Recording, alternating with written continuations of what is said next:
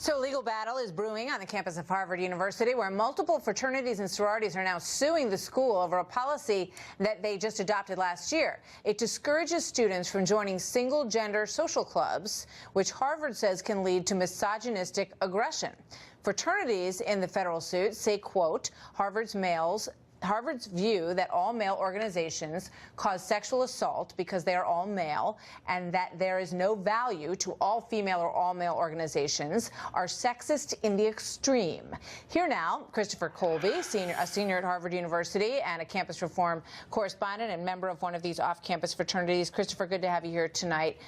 So you are suing Harvard based on what exactly? Absolutely, Martha. You mentioned, thank you so much for having me, by the way. You mentioned that this lawsuit aims to target students who are working or are in these fraternities. It doesn't mean to discourage them. It actually means to bar them from entering them at all. Sadly, Harvard believes that it's able to take their views on what's right and wrong for their students and how they should associate and put them directly into almost a law. I mean, they don't want people to hold athletic captaincies if they're in fraternities or sororities. They don't want them to make friends with people who are in them. And it's very clear that their view of this, their strong view of this, is present in the sanctions right now. Yeah. Yeah, even if you wanted to apply to be a Rhodes Scholar or to achieve something of that level, they will not write you a letter of recommendation if they find out that you're in one of these all-male or all-female groups. Is that right?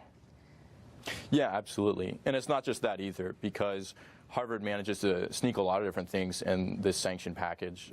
There's more than just the big scholarships too.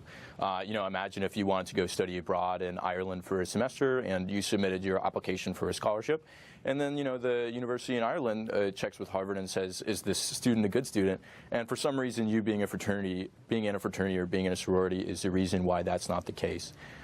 It's kind of incredible that they think they can make this assertion, but that's exactly what this sanction does, and it's what the lawsuit aims to avoid.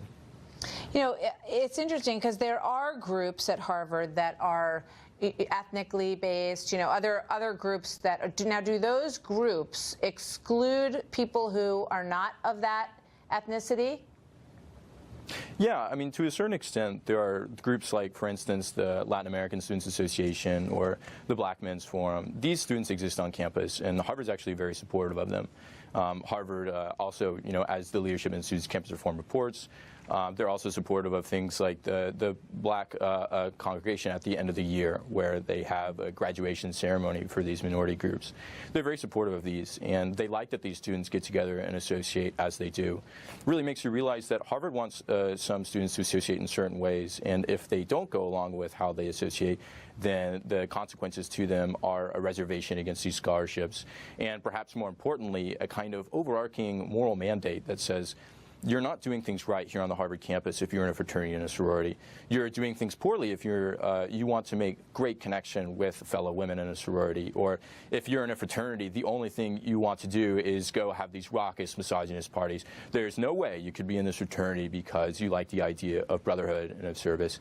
Harvard seems to think that these are things that, no matter what, are denigrating to the Harvard campus and the academic life and the pursuit of knowledge. And they think that these other minority groups are just perfectly fine.